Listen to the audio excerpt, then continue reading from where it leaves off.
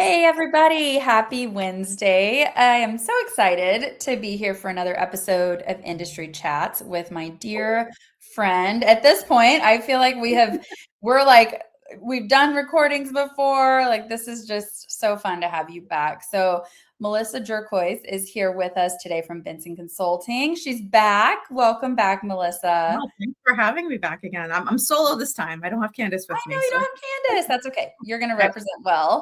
I will So represent.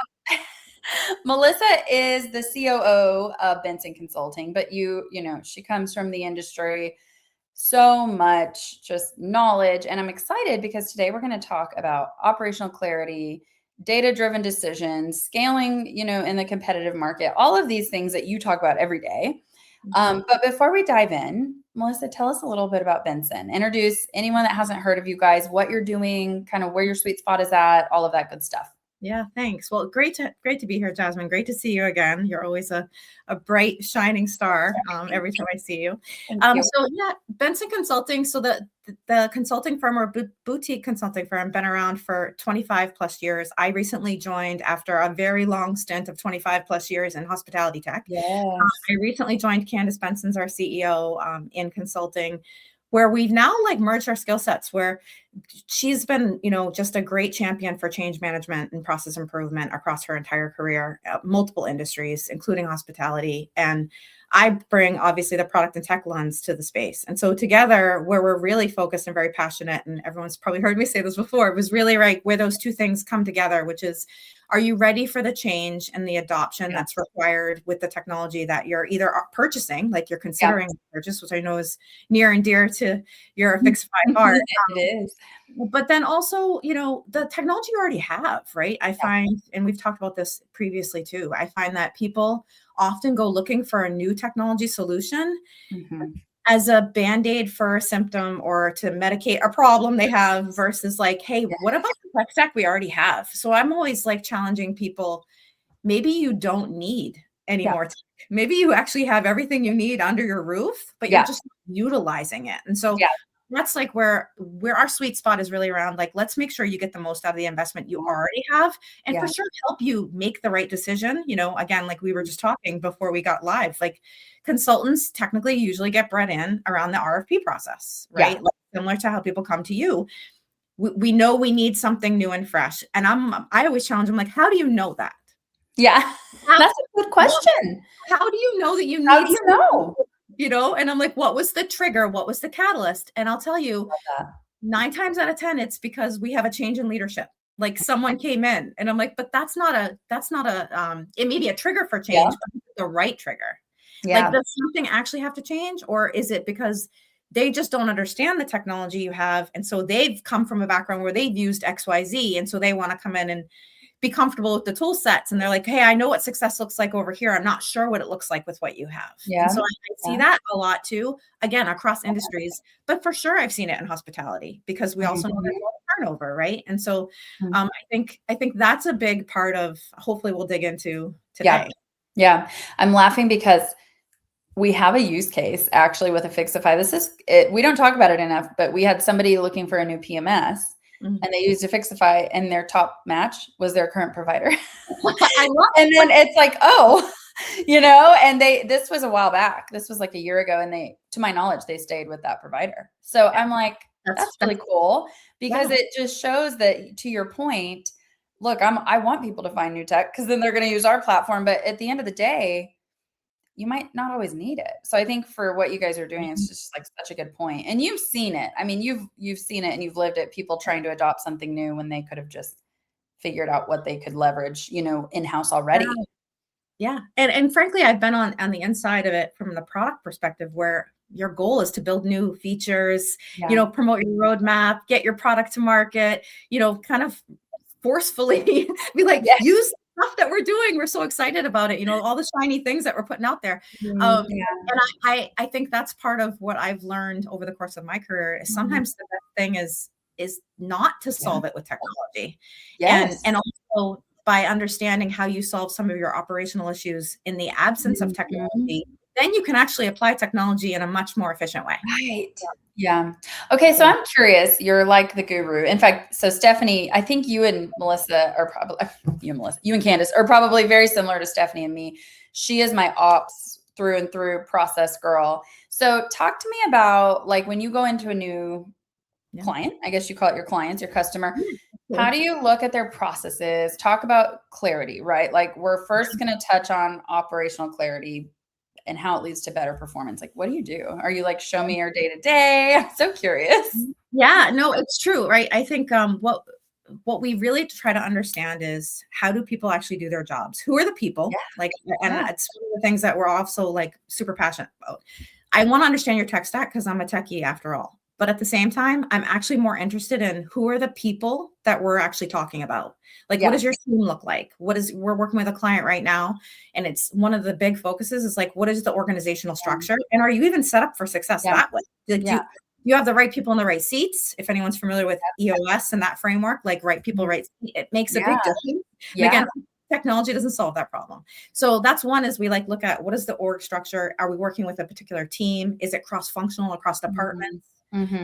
How are those workflows happening? So like handoffs are super important, right? And guest experience and hotel operations, there's a lot of handoffs. There's a lot of the same people interacting with a guest, for example. It's like how is information being shared? So like really understanding those workflows, the people that are involved with them, the skill sets they have, identifying. In some cases, we'll tell clients it's interesting, but you have too many people in this one spot of your operational workflow and nobody over here. So sometimes, again, not a technology problem. It's like more of like, where do you have people? And can we play a little bit of a shell game? And also, did you know this person over here has this really unique skill set? And if you just move them over here, like you've sort of completed a picture that you thought you had this huge gap and go hire someone. Like, on that too, right? So I think, again, like taking technology completely out of the mix, like clarity doesn't have to be just about like what solutions you're applying to, like from a technical perspective. Clarity is like, I call it like the antidote to chaos, right? It's like, if I understand something and I know who owns what decisions are being made on an end-to-end workflow, whatever that workflow is, who's making the decisions and what criteria are they using to make those decisions? And what I find this a lot, and most recently with a client, we did like this big discovery where we went and did this exact thing you're asking about. And the majority of decisions were being made based on people's anecdotal experience, nothing more. And when we asked point blank, like, okay, how did you know to do that? Like I'm shadowing you. So I sit there and I'm watching them at their desk do the thing. And I'm like, oh, interesting. How did you know to do that? Oh, it's just what I do. I'm like, cool. If you're like sick and someone else is sitting in your chair, what do they? Well, they wouldn't be able to do this. So now you can't onboard new people. And then think about and hotels, right? How do you onboard? You have to have like standards. You have to have like a process that you're following. Otherwise, you can't train someone new to do the process. So it's like there needs to be a single owner. And ownership is really important. This is where people get really hung up. And ownership, I find people have a hard time putting a stake in the ground of like, who owns this process? And that's kind of like a psychology thing, right? And part of it is accountability. Part of it's like, well, there's too many people involved. And I'm like, but if everyone's an owner, then no one is. That's exactly right. There's no governance. Nothing ever gets written down. You can't train new people and onboard team members, or you can, but it takes forever. And then when they leave, it's like a huge gap and a hole. And then all of that madness impacts whoever your customer is. So in hospitality, it's likely your guests, right? It's likely someone that's experiencing the services that you have to offer, whatever that is. So that sort of thing is like, when I say clarity, that's what I mean. Like, do you know who's doing the things? You know, if there are widgets, who's flipping the widgets? Like, why are they doing it? Do they understand why they're doing it? And then you can look at, you know, once you understand how and why, okay, what are they doing? Like, what are the tools they are using to do their jobs? And now you can start to evaluate that. But I always just sort of start at that level. And it's funny because I think, and I've heard this a lot too. It's like, well, yeah, we have a documented SOP. And I always kind of laugh and I'm like, sure. So where does that live? Oh, it's on our SharePoint. It's in our SharePoint. Okay, great. When's the last time anyone ever clicked on that link? Well, Nobody, it's like, because it's where it goes to die. exactly. And by the way, when was it documented? Sometimes it's like 5 years ago. That's probably like the most Yeah. recent, right? And it's like, okay, it was documented 5 years ago. Has your business not changed in 5 years? Might I remind you, we've had a lot Yes. of like world changes, right? I'm pretty sure your business has changed. And then Yeah. now layer in technology. You're trying to do the same thing tomorrow that you did yesterday, but you're applying a new technology to it. And Mhm. how does that translate? Without clarity, what that translates to is now I'm asking the product vendor, and I've been on the Yeah. receiving side of this, I'm turning their new product that I purchased into the product I had before, because now Yeah. I'm persistently pushing feature requests that make it look more and more like the Yeah. legacy product I had before, because this is what my team needs, because this is what they're used to. Why? Because I never changed the way we Yep. do things. Yep. It's so Applied a true. new technology to it. So I just answered your question. So, No, I love it because but yeah, I mean, that's what we do. We kind of like try to Mhm. dissect that and make sense of it. Well, and my curiosity too, and I know we talked about this last time you were on the show, but I think it's worth bringing back up, right? Because we are in an interesting market where it's hard to find good talent. Good talent is having a hard time finding jobs, and then turnover is high. It's like kind of this perfect storm.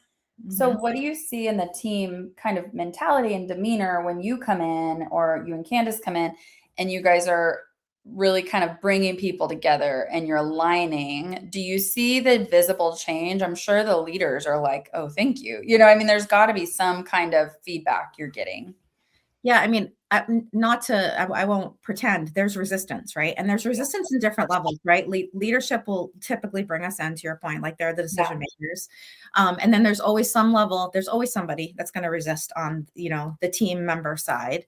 Yeah. Because again, they get really comfortable and people don't like you to take away their Yeah. comfort or move their cheese, if you will, right? They know what their job is. They come in and they do it. Even if there are parts of it they hate, they'll still do it Yes. every day because they know it, and that change is difficult. So we Mhm. definitely get met with resistance, and I think we have leaders that will bring us in, but then sometimes we find, interestingly enough, that's where the problems exist, right? The problems, and this has happened in the last few clients we've worked with pretty transparently. Leaders believe, and I believe this, right? As a leader, the right thing to do is set direction and get out of the way, right? Yeah. That's like Yep. Yep. great leadership at its finest. Yeah. If I boil it down, support your people, meet them where they are, and get the hell out of the way, right? Yeah. Like that's what you should do. The challenge is when people don't really understand how to translate that into actual like day-to-day tactical execution. Right. They get out of their way so much that they say, just do whatever you want. Well, now, if Yeah. I'm responsible for a large department or cross-functional teams, now everyone's sort of doing what they want. But I, as a leader, want to see holistic visibility and transparency because I have to manage. Like I have to know, do I have the right resources? Are we Mhm. committing to the right things? Are we delivering on time? And this gets to the data point, right? But I don't have that if everyone's doing what they Yeah. want. There's Yeah. no consistency. So that I think I'm seeing more and more over the last year, this Mhm. pattern Mhm. emerge like pretty consistently. And it's a pattern I hadn't seen like Yeah. from my technical and product roles Right. in the same way, but now helping other companies and like sitting Yeah. with them and doing this analysis, I'm like, oh, this is really interesting. Leaders are trying to empower their people, which I applaud, but they're doing it without any guardrails. Yeah, You you know, gotta have some. I mean, you have to have it's like, oh, okay, we're going to leverage this new technology platform. We're going to put it out there. Everybody just adopt it as you will. Here it is. It should, No. right? And it's like, no, you need to have some consistency. Otherwise, you as a leader you're getting nothing from your ROI, right? Like you're getting nothing. You're going to look at that and be like, oh, this technology didn't help me at all. Well, Yeah. because no one's like adopted it appropriately or in like, again, that standardized way that provides you the information that you want. Yes, right. So Yeah, that absolutely. has been a huge pattern that I've seen emerging over the last Mhm. 9 months, like working with different companies, just like seeing this over and over. And I'm like, oh, it's interesting that people are to keep people. They're trying to empower them to be like, you have the ultimate, carte blanche control. You figure it out. Like, I'm just going to tell you, like, you manage your people the way you manage your people. And there's some of that I genuinely love. Yeah. And there's other aspects where I'm like, everybody needs some level of direction and guidance, or Mhm. you don't get what you need as a leader. Right. Yeah, exactly. Well, and I think we're kind of like built I mean, this goes a little deeper, but just as humans, like we need direction. We need some sort of guardrails. That's just how we're made, even as you understand as an entrepreneur, like even when you don't have a boss, you still need, like Stephanie and I, there's not a day that goes by that we're not on the phone talking strategy. What do you think about this? Because how else this is how we're made, nobody wants to work just with no boundaries. I think personally, they might think they do. And I'm curious because you mentioned something and it's a perfect lead in. So we kind of also live in this world that's all about reports and data, and especially in hospitality. I got an interesting, I'm not going to say a kick out of it because that's not the right word. I was very intrigued. Our customers and partners over at Hotelier, I'm going to send this to you if you haven't seen it. They did this amazing hotel ops index. And in it said that only, oh gosh, this is crazy, but it was 90% of respondents, and I'm butchering this, a lot. The overwhelming majority didn't really have the right reporting. They might have all the data in the world, but it was still not speaking to each other. I need to get that stat right. Sorry, Hotelier. But I mean, it was a lot. So you might have a ton of data, but no one really knows how to use that data and use reporting. And then also we know things are so disjointed. So one report here might not be the same. Yeah. So how are you then coaching to say okay, we have reports, that's great data. We know some metrics really matter, but how do we interpret those? What is the strategy? I know I feel like you're going to jump out of your chair. So I think you have a lot to say, but I want to hear because it is a huge topic. Yeah. Yeah. Well, and I think, and what's funny is everyone's looking for the one size fits all too, right? And they're like, well, just tell me what company XYZ did. And this is true of AI, by the way. A lot of conversations I'm having with leaders right now, they're like, I just want to see the case study where they did the thing, and then I can just go turn that thing on and I get the reap the benefits. Right. I want to be the first one. And I'm like, but that's just not how that works, right? With any technology, right? Yeah. But I think people are so looking for the answer or the easy button, and it just quite frankly doesn't exist, right? I mean, there are patterns that you can apply and see success and be like, oh, we have that problem too. Yeah. But you're still going to have to make it work for you. Yeah. And by the way, why would you want to measure yourself the same as your competitors? Yeah. Yes. I'm or even people that aren't your competitor. Don't you think there's something unique about your business and the value that you bring to the market, and your value proposition should translate to those key metrics that you're trying to build out? And those things should change, right? There's a season to each of those. If you're always driving towards the same metric for the next 10 years and that never changes, then I question your business strategy anyways, right? Yeah. I'm not sure that equals growth, but good luck. Yeah. So I think for me, you just said it, and it's exactly where I would go. People look to reports as the answer. Yeah. And I'm always like, what was the question?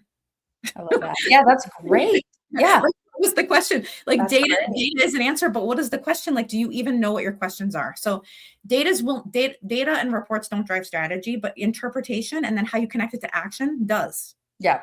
And this is where I see a lot of also people falling down, right? We have volumes and volumes of reports. And I know people that have started whole companies and they're doing amazing things with reports and driving that stuff. The key where people need help is, okay, now what do I do with them? Yeah. And what do I do? Yeah. To the founder of a company recently who built an analytics company in our space. And one of the things that we were talking about is well, now we've done all this great stuff and we've achieved our first phase of our vision. But now our customers are asking us, not dissimilar to conversations you and I have had, and other vendors that I'm talking to have had, our customers are asking us to help them. How do we use this information that you've unveiled for us and use these insights to actually translate to changing our business strategy? How should we? Now they're asking them for consulting is what they're asking them for. Exactly. How do I make? What decisions should I make? How should I use this data? And so that's when I say decision ready metrics, be you have data, but how are you connecting it to actual business decisions you're making? So true. Yeah. And that's the missing piece, I think. It's the missing piece. It really, and it goes for hospitality, but also I think you're right. It's any business because I mean, I'm even thinking in our own, in our own business, we are becoming better at reading our numbers and figuring out, but I'm constantly thinking that same question is, okay, well, what do I do with this? And my go-to is always, I want to create a blueprint. So what we're figuring out working, how do we have a blueprint to keep repeating what's working? And that's how I would like to use data. Easier said than done. But I do think we're in interesting time where we have more information at our fingertips than ever before, but yet we feel more like fatigued and overwhelmed by it. And I think it's just too much. So then it's such a blessing. People can bring people like you guys in to really help make sense of it all. Because a lot of us that started companies didn't get into it because we were professionals at, it's certain, like I'm not excellent at what you do. Thankfully I have Stephanie. But we have people like you guys to come in and be like, okay, this is how you action that, and I think it's great. And then you mentioned competition. And I think that's also really interesting because especially hospitality, it's very competitive, very, very. And on the vendor space, I'll say there's so many vendors. It's incredibly competitive to get the eye of the market. And I think it's probably like this in the other markets you work with, but how would you approach, like, you don't want to be just like your competition, but you still have to consider them. You're trying to be smart and you're scaling. You're trying to grow. You want to be efficient. Like, do you guys help in that area as well? Like, how are you helping companies grow while we're, maintaining their competitive edge? Yeah, definitely. And I think again, going back to what do you want people, it's a behavior thing. Like, so you have the data, right? Like, and we're not at a limit for what data they had. That is not a problem we need to solve. Like, everyone's got their data. It's the challenge of what they do with it. And so one of the key questions is what do you want leaders to do differently when they see that number? Yeah. Like, pulling on this number, but what do you want them to do? What behavior are you trying to drive? So again, we get back to very similar to your other question around how do we look at people's operational processes? Where do we start? We have to start with okay, you have a set of people in your organization. Let's start at the top because that's really where the root of most issues and also where you can influence the most change. So for example, if it's performance data, the question is are we delivering consistently? Okay, so then let's make it really simple. We either are or we're not. Yeah. Right. You have data that's showing you as a team are delivering either consistently or you're not based on metrics you've defined. Now, what are you going to instruct leadership when you see we're not? What's the behavior? What's the course of action they're going to take to change course? Okay, we're not performing consistently. Now what do we do? Let's crack that open. And so it's really digging deep in each of those areas and not just doing broad strokes because that's not where things change. We have to take an area and then dive deep into it. Much like looking at an operational workflow, right? You can't just boil the ocean and change the whole way a company works. You gotta focus in, okay, what area are you looking for? Okay, I'm just focused around how we process things for fulfillment. Perfect. Let's focus there. Let's go. And now we look at the people, we look at the workflows you have, we look at all the documentation that no one ever reads. We look at all the stuff, right? And then we're how are you measuring performance? What does performance look like to you? That's very different than your sales team. Right? Absolutely. You're working as an assembly line or whatever it is you're doing, right? So I think understanding that and having the metrics set up correctly so it drives behavior. Like demand data, are you forecasting accurately? Yes or no, right? Are you? Okay, you are? Cool. You still have to make a decision. What are you doing with the data when you're forecasting? We have to absolutely. Well, and I almost would wonder if scaling as startups or what, not everybody's a startup that you work with, obviously, but sometimes we block our own growth by having data fatigue and not having focus in the right areas. In fact, yesterday, this is so simple. This is, but I sat down and because we're at a point of a company where we're so busy, but we're a small team. And I'm like, Stephanie, I have got to figure something else out because the way I was doing this last year is not going to work anymore. So I came up with a new process. She's helping me, right? And I'm like, okay, it's literally Mondays. This is top priority. Tuesday. And that sounds really baby, but I think the point is as we scale, as entrepreneurs, we have to have better processes. So to your point, I could have said, we need all new systems because we're growing and we're just, this is so busy. But instead it's well, what can we do better? And I can only imagine when you go into some of these larger companies, you probably have so much talent to work with that all you have to do is kind of reallocate things in different places. And now all of a sudden they have the support they needed without an investment in salary or in tech. Yeah, for sure. And I think even using an internal example, like you just said, is appropriate, right? And that, so sort of eating your own dog food, drinking your own champagne, right? We have, Candace and I, we've set up a scorecard. We have a scorecard and we review it every Monday. I love that. What the week was and what is this? And the scorecard changes quarterly, by the way, because what we're trying to target and what our 90-day rocks are different. So we should measure ourselves. Are we doing the tactical things, and are we measuring them to achieve some of the big rocks? Like, are we modeling the behavior that we want to achieve these things we're putting out there and saying we want to do? And it's very enlightening and sometimes humbling, right? Like a week goes by really fast, and we're really and by the way, nothing on our scorecard is client work, right? So this is on top of the client work. This is like building and sustaining a business, right?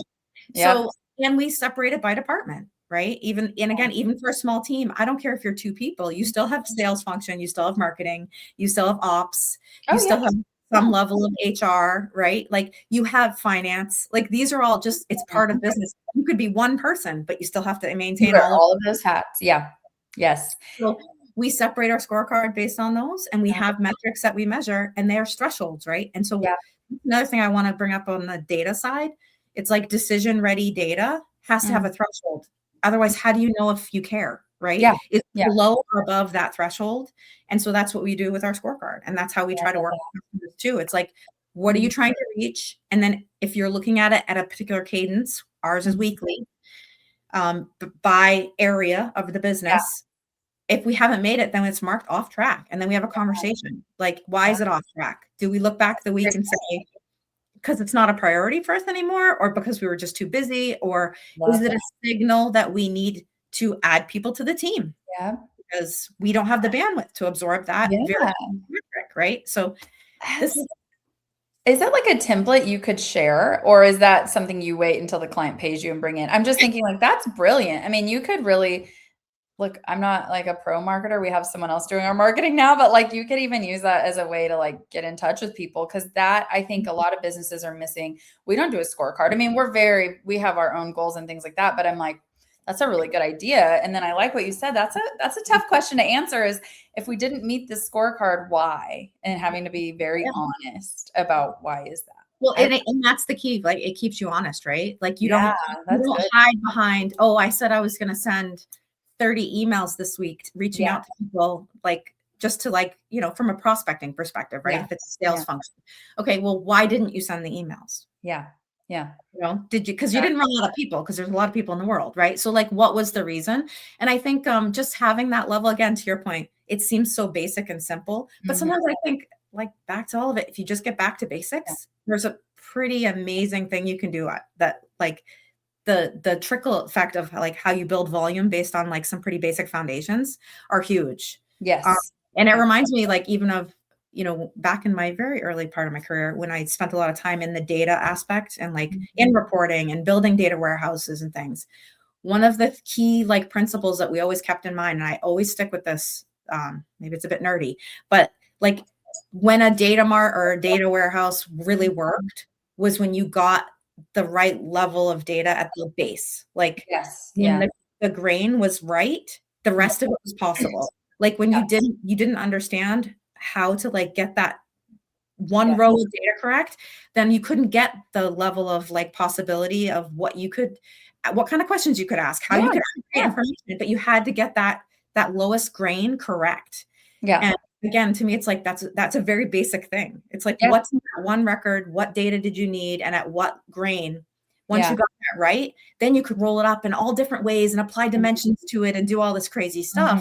And like, I think there's a direct parallel to everything we've been talking about. It's like, you have to understand it at the base level, and then you can roll that up and look at it in all sorts of ways, like how it's impacting your business or your performance or your guest experience. I think we love like fancy dashboard, I mean, we all love that, but at the end of the day, if it's not actionable, and I'm not a pro at this, then what does it matter? We just need the basics. And I actually have a question, because I forgot to ask you this on our last show, and this is the perfect lead in, because there had to have been this at some point for you, but I try to ask our guests, like, what was your aha moment when you decided like for you to go and start doing this with Candace? And I think this is the perfect lead in, because you're so passionate. You have so many good points. Like, where was your aha moment that made you think, like, I want to be doing this? Because you you have a very successful career. So obviously this is a big leap to go consultant.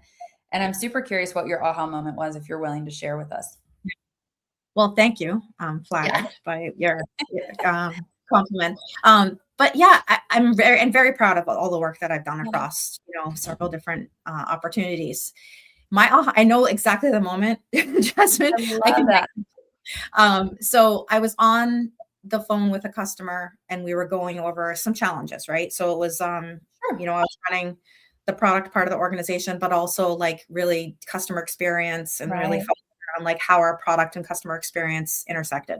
And so I was working with one of our customers and there were some challenges that her team had been facing. And this was in the hospitality space. And she was pretty frustrated and because she was also taking some flack. Like most of the time from a product perspective, when you're in those companies and the vendor side, the person you're talking to isn't your user.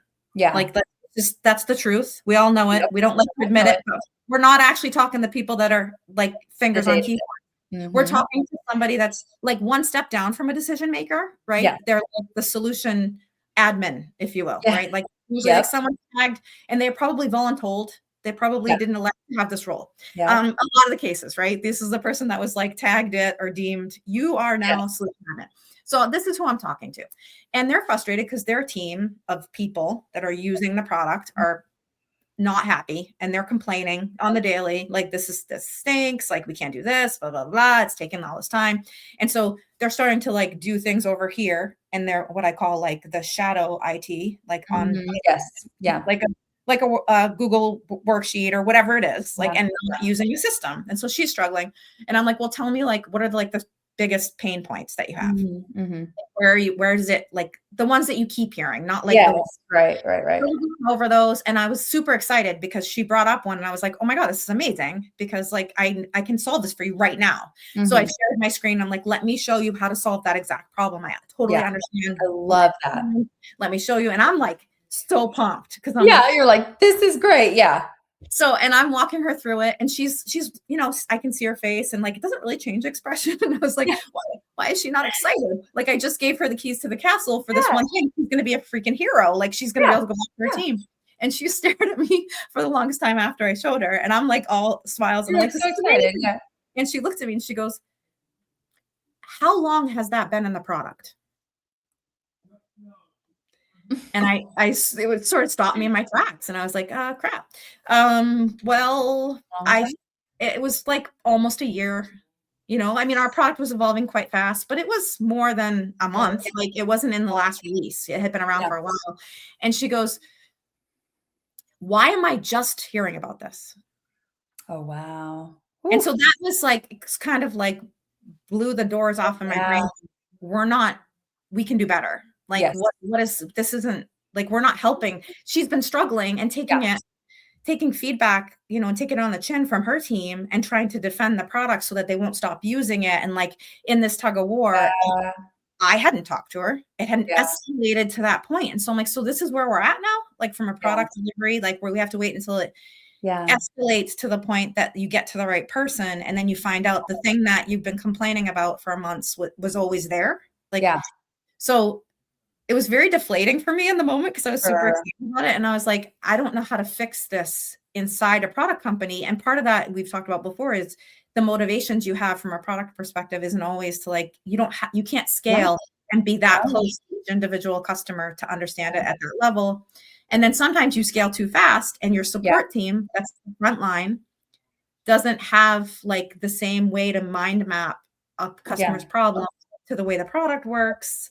And there's no amount of like online university or documentation that's going to solve that. And so that was my aha moment where I was like, I got to do something about this. I have to get closer to the customer, like closer in a way that I feel like I can be a bridge or some sort of liaison to help this situation. Cause it is real. And that was, I think I had felt it in my career, but that was like, it was really, it was such a bummer. I felt so bad.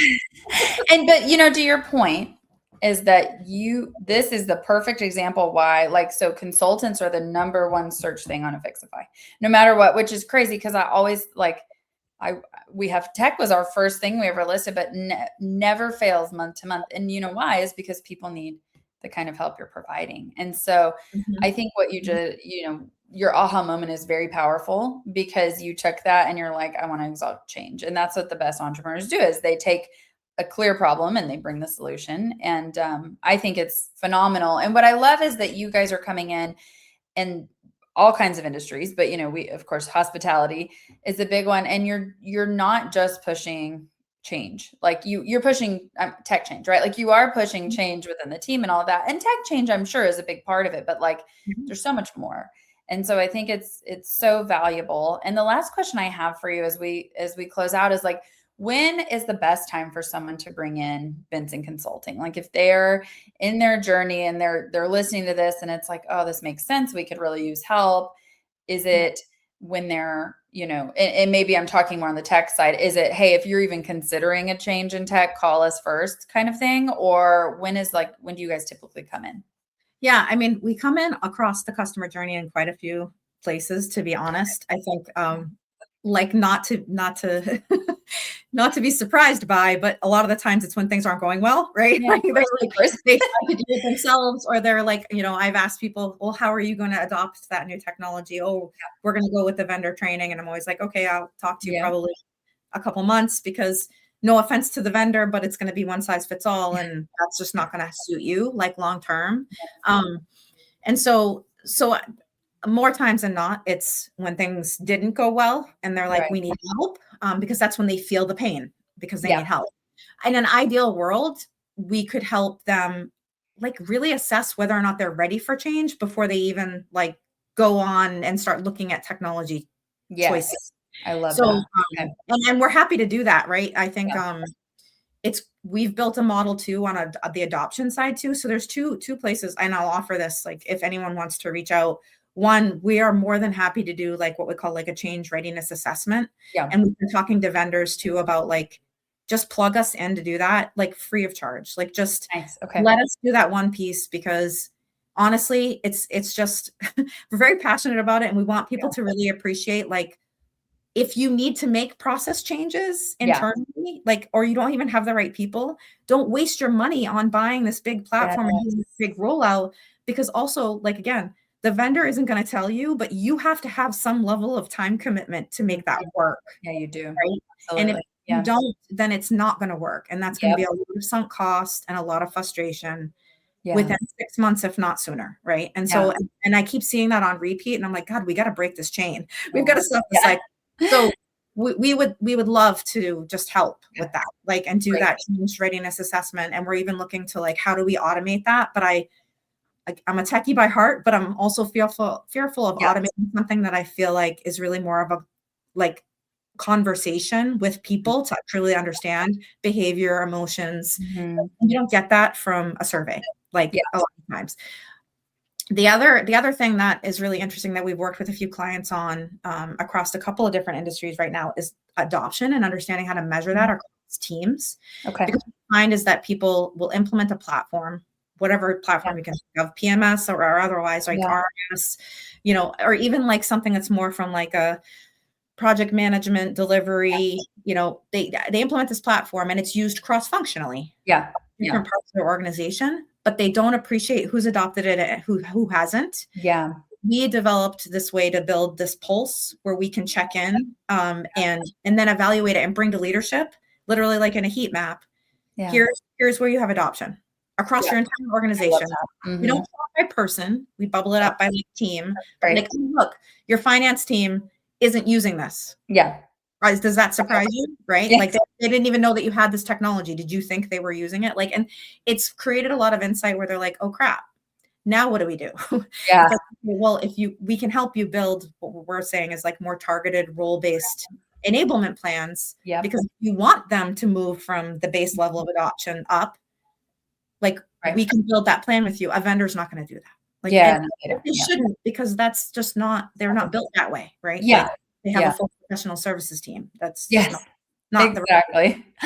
Okay. So I think those two things are where we're really passionate about. But again, like we find that we rescue sometimes more than we I'm sure at the beginning. But if anyone's interested in that, like if they're curious or they're thinking about it, or even if they've already started to work with you guys at Affixify to evaluate tech, but they're like, oh, are we even ready? Like, you got to answer that question. I can't stress it Yeah. enough. Like, you have to Yeah. understand what readiness looks like for you, and are you there yet? Because Okay. a vendor isn't going to ask if you're ready. They're going to ask when you're going to sign. Yeah, that's exactly right. I know. I think that's so wise. And so for anyone listening now live or later on our YouTube, you can reach out to Melissa and Candace through Affixify, searching our consultant and advisor category. And then of course, Melissa is very active on LinkedIn. So I'm sure they can find you there as well. Melissa, thank you so much for being on again. I love our chats. They go way too fast every time. I'm like, oh my gosh, it goes too fast. But we are thrilled to have you guys as partners. We love seeing what you're doing. You guys are doing, like, you're everywhere. You're doing so many great things.